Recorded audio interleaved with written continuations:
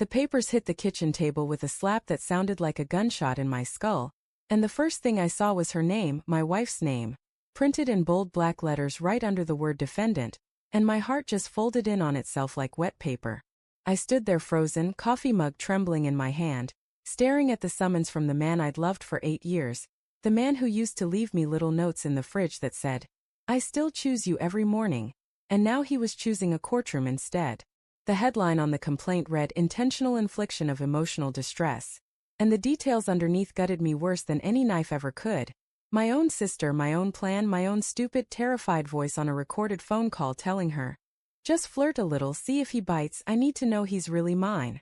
I remember the exact second the world tilted because the mug slipped, shattered, and the brown splash across the white tile looked like blood. And I thought, that's me, that's what's left of me now. It started 3 months earlier, on a Tuesday night that smelled like garlic and rain. I was chopping onions for the pasta sauce, humming off-key to the radio, when the doubt crawled in like a spider I couldn't swat away. He'd been working late again, 3rd time that week, and the texts had gone from playful to polite, from "Can't wait to kiss you when I get home" to "Running behind, eat without me." I told myself it was nothing, that 8 years of marriage doesn't evaporate because of a few cold emojis, but the fear had teeth and it bit down hard. I kept seeing the way his coworker Sarah laughed at his jokes during the Christmas party, the way her hand lingered on his forearm, and I hated myself for noticing, hated the ugly green monster that lived in my chest and whispered that maybe I wasn't enough anymore. So I did the thing people do when they're scared and stupid. I called my sister. Lila picked up on the second ring, voice bright like summer lemonade.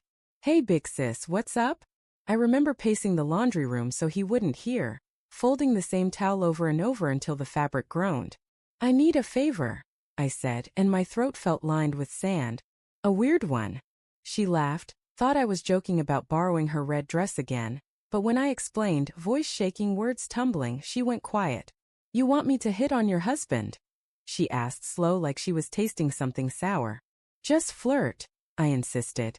"Nothing crazy. Go to the bar where he stops after work sometimes, wear something cute, see if he takes the bait." "I have to know." I heard her exhale, long and heavy. "This is a bad idea, Em. You're gonna regret it." But I begged, cried, promised it was just a test, that I'd never doubt him again if he passed. And eventually she said yes because she's my little sister and she's always cleaned up my messes. I didn't sleep that night.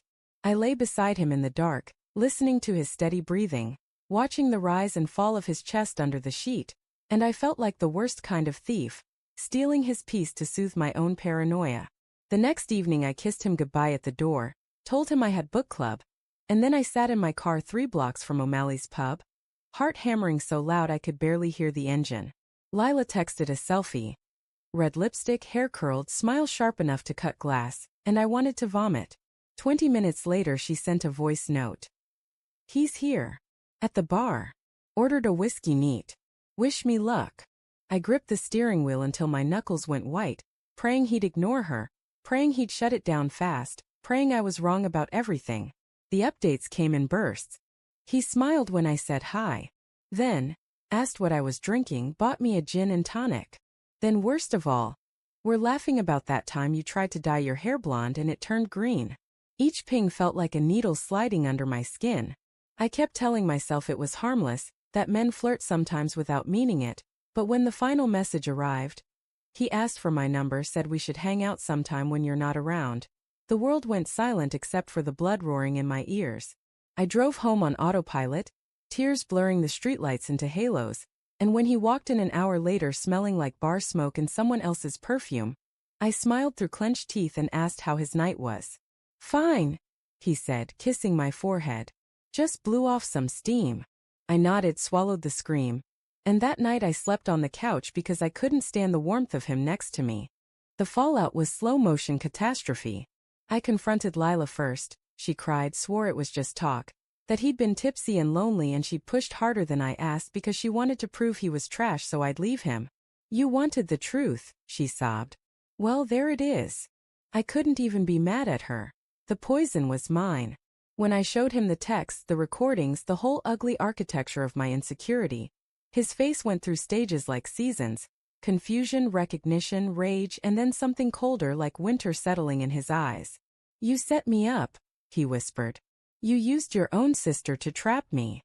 I begged forgiveness on my knees in the living room, snot and mascara streaking my cheeks, but he just looked at me like I was a stranger wearing his wife's skin. I need space, he said, and he packed a bag and left for his brother's house without another word. The weeks that followed were a special kind of hell. I left voicemails he never answered, wrote letters he returned unopened, sat outside his office building like a stalker until security asked me to leave. I kept replaying the moment he asked for Lila's number, trying to convince myself it was nothing, that 8 years outweighed one drunk mistake, but the doubt I'd planted had grown roots and choked everything else. Friends took sides. My mother stopped speaking to me. Lila moved to Portland to escape the shame.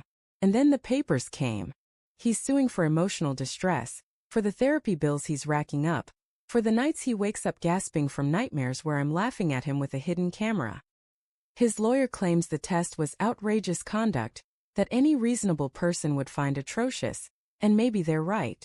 I hired my own attorney, a tired woman with kind eyes who keeps saying we can settle, but every time I imagine writing him a check to buy back the trust one torched, I throw up in the courthouse bathroom. Yesterday in mediation he finally looked at me, really looked, and his voice was raw, stripped down to the bone. I loved you so much I stopped noticing other women existed, he said. And you still thought I'd cheat the second someone smiled at me. That's not love, that's ownership. I had no defense, no clever comeback, just the truth sitting heavy on my tongue. I was scared of losing him, so I lost him on purpose. I keep the shattered coffee mug pieces in a Ziploc bag in my nightstand, a stupid little shrine to the morning everything broke. Some nights I take them out and line them up on the duvet, trying to fit the jagged edges back together. But they never match anymore. I filed for divorce last week. His idea my signature, and the house echoes like a tomb without his sneakers by the door or his terrible singing in the shower. Lila sends postcards from Oregon with rainy landscapes and no return address. I started therapy finally, and the doctor says insecurity is a hungry thing, that it eats the hand that feeds it but knowing doesn't stitch the hole. I used to think loyalty was a switch you could flip on and off, something you could test like a smoke detector. Push the button, wait for the beep, sleep easy. But people aren't appliances. They're fragile, breathing things, and when you poke them hard enough to prove they won't break, sometimes they shatter just to spite you. I learned that the hard way, paid for it in alimony and sleepless nights and the hollow sound of my own name in an empty bedroom. If I could go back to that Tuesday with the onions and the rain, I'd delete Lila's number, kiss him harder when he walked through the door, trust the life we'd built instead of dynamiting it to find cracks. But regret is a rearview mirror, and all I see now is wreckage. He'll probably win the lawsuit. The evidence is airtight, recorded in my own desperate voice. And when the gavel falls, I'll stand up, smooth my skirt, and walk out into whatever's left of my life carrying the full weight of what I did. Because the cruelest truth isn't that he failed my test. It's that I failed his simply by giving it. Love isn't a loyalty exam you grade in secret. It's a promise you keep in daylight, even when you're scared. I broke that promise, and no settlement check in the world can buy it back.